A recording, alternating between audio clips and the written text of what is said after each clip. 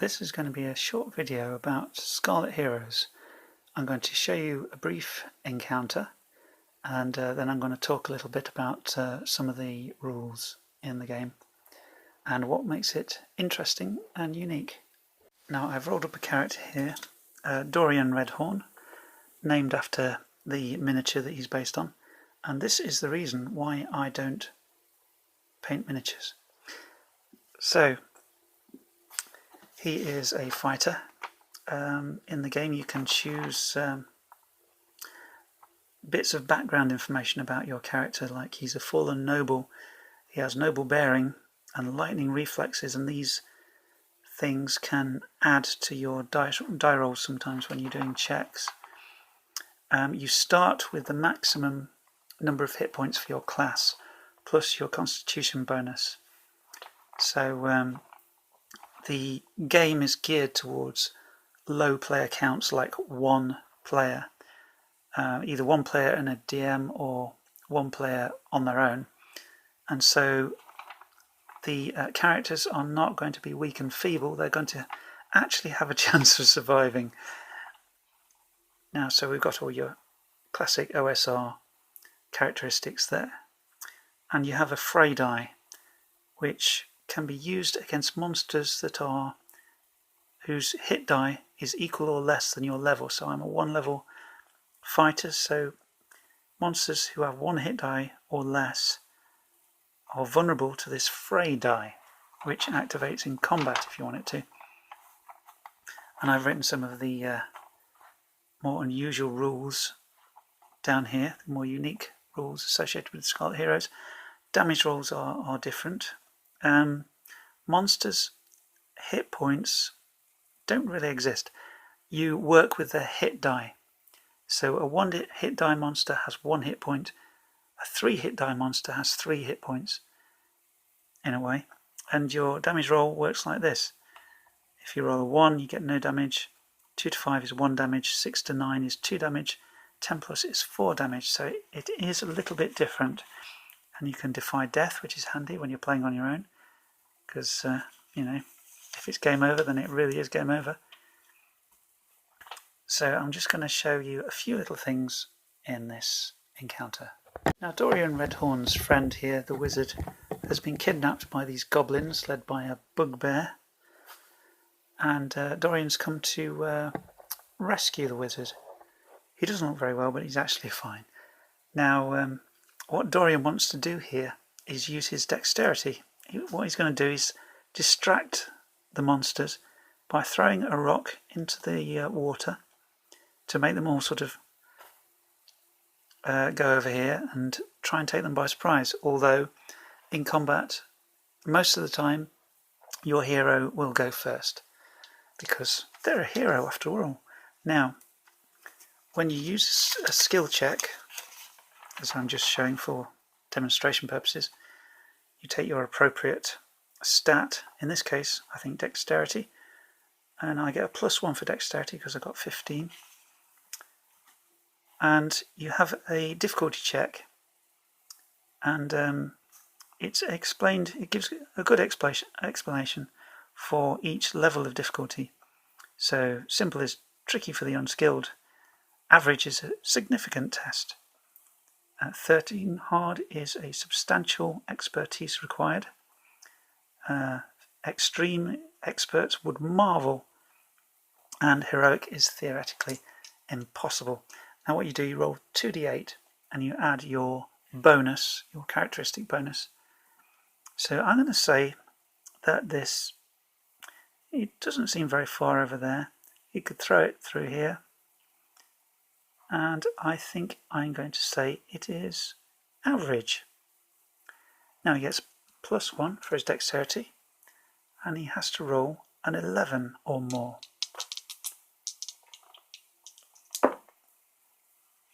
And he does. He rolls 13, +1 is 14. So that's your skill check with 2d8. So all the monsters are distracted because they think something's going on in the water here. Now Dorian is going to activate first, of course, and he's going to charge into these goblins to deal with them first. Now Dorian is going to make an attack, but he's also going to use his fray die, which in his case is a d8.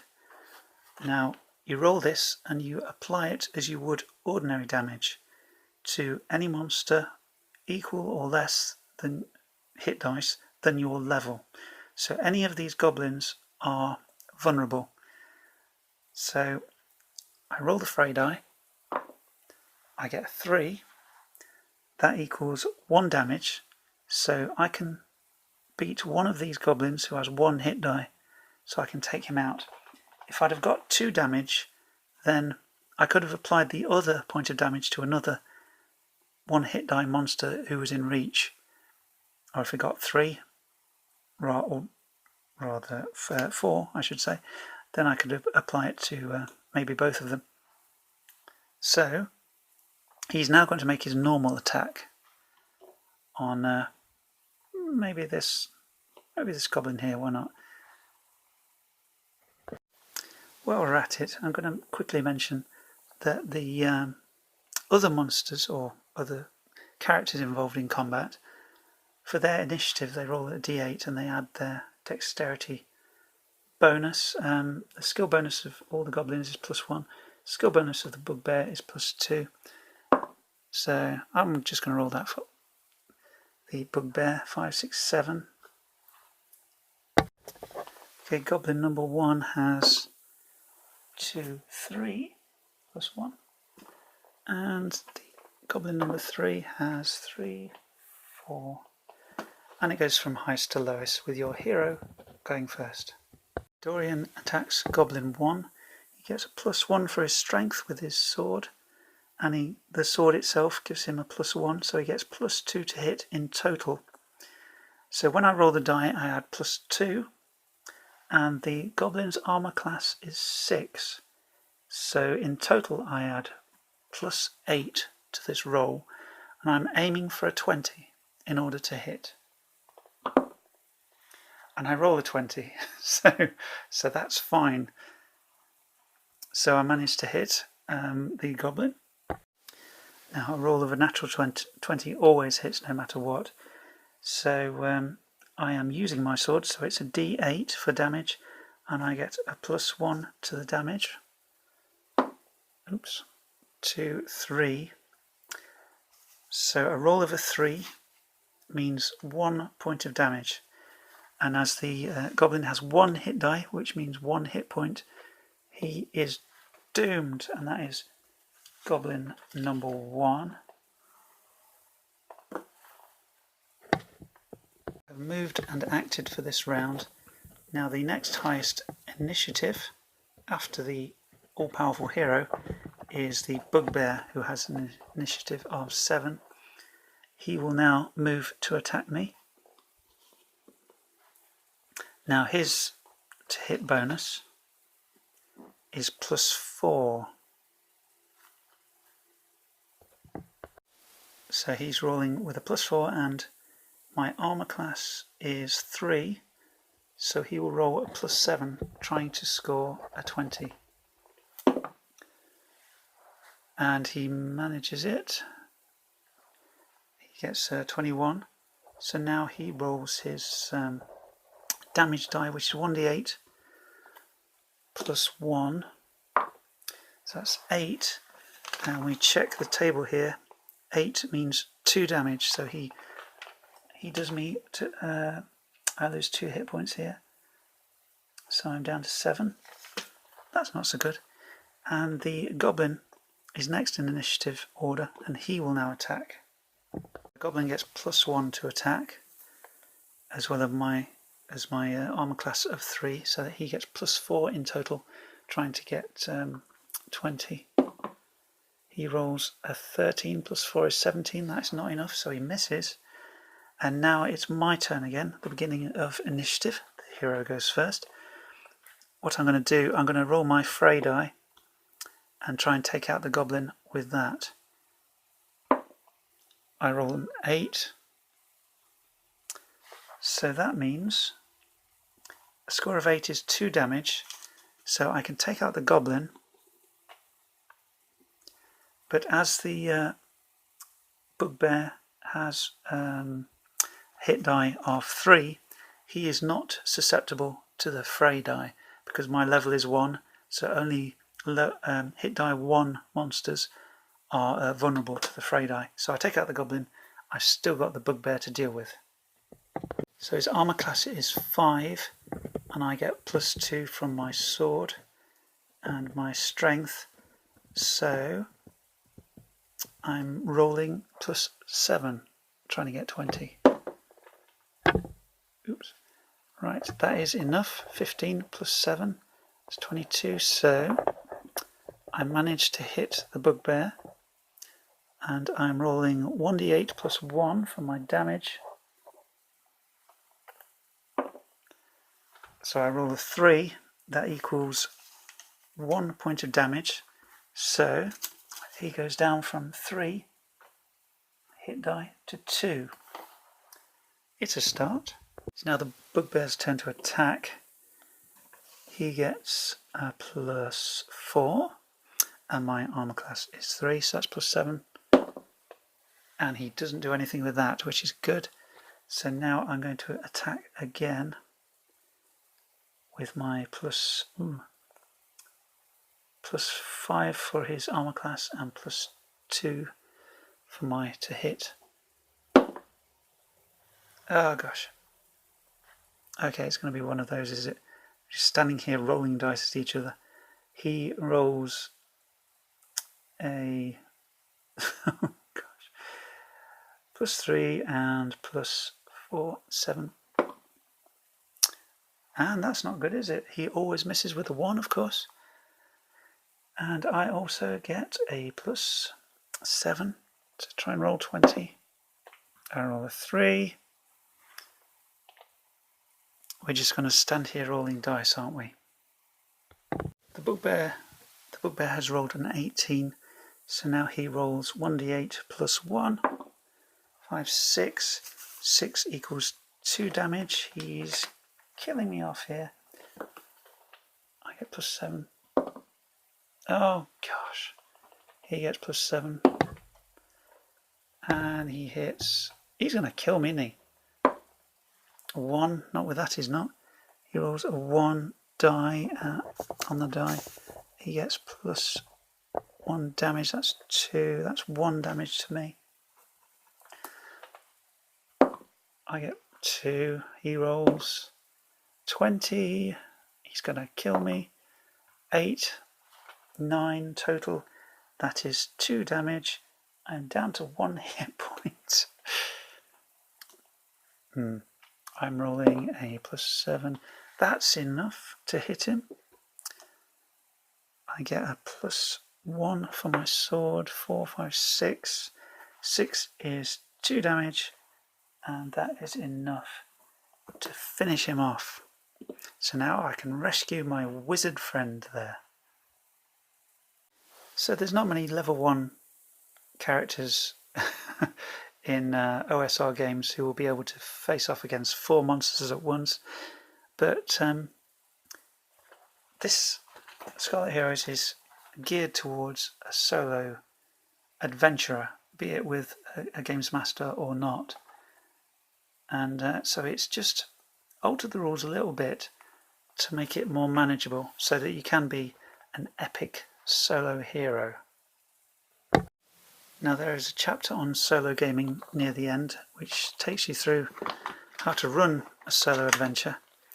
There are lots of useful oracles to generate things on the fly or when you're preparing for the adventure that you want to do. Really useful stuff. All sorts of handy information there. And the setting for Scarlet Heroes, you don't have to use it. You could use it with any setting at all. But you are a resident of the Sunset Isles. Now the world has been consumed by the red tide, which is a strange red mist, which is foreseen by a prophet who led an escape fleet to these Sunset Isles, which he was told in his vision that would be safe. And so humanity took vestige in these places, and unfortunately there was a people who already lived here called the Shu, which represent goblins, orcs, and bugbears, that kind of creature. And they are sort of very unhappy at these interlopers, but so there are battles with them. And humanity has lived here for a long time now, and the red tide sort of surrounds this area and is trying to infiltrate at all times, and strange cultists are trying to bring in the red tide to consume this last outpost of humanity on Earth, or on the planet. Now there are many of your usual suspect fantasy races in here, so you can use it with any setting you like, really. And there are a lot of monsters and a lot of spells. And there is useful information on creating your character to fit this system, and it's very, very well done. One thing I will say though is it is dark fantasy, and when I say dark I mean dark. There's a particular creature in here, and I found the description absolutely horrible. You know, it was just really awful, and I thought it was not nice at all. I won't go into detail, but it is dark fantasy. Some of the material I found a bit unpleasant. That's just my taste. I like The Hobbit, I like Lord of the Rings, I like colourful, fun fantasy. Nasty fantasy isn't my thing, and some of it is a bit dark. So that's all I'll say about that. The other thing I'll say about it is that it is expensive. The book is quite expensive.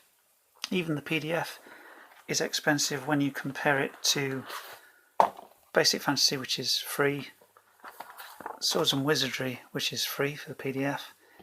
The books, that was £5. That was about £10.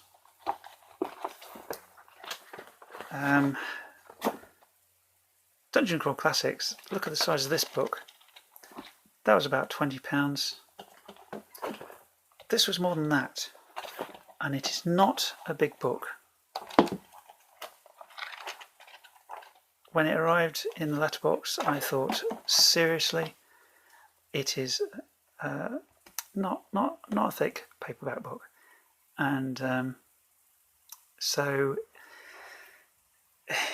in terms of value, it is expensive.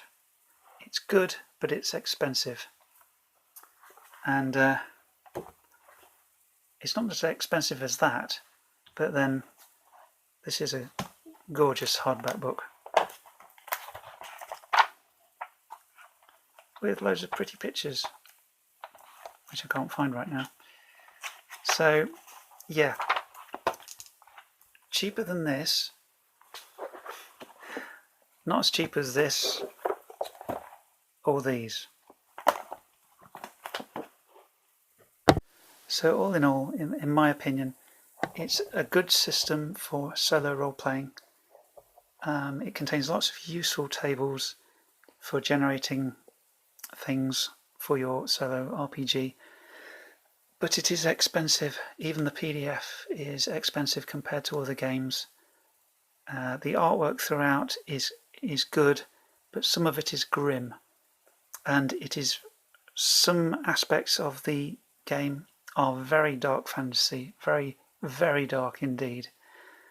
And so be warned, be wary, know your tastes, your sensibilities when it comes to what kind of fantasy you like, because some of it is grim. And there it is, Scarlet Heroes. It's good, it's a bit expensive compared to other games, and it is a bit dark.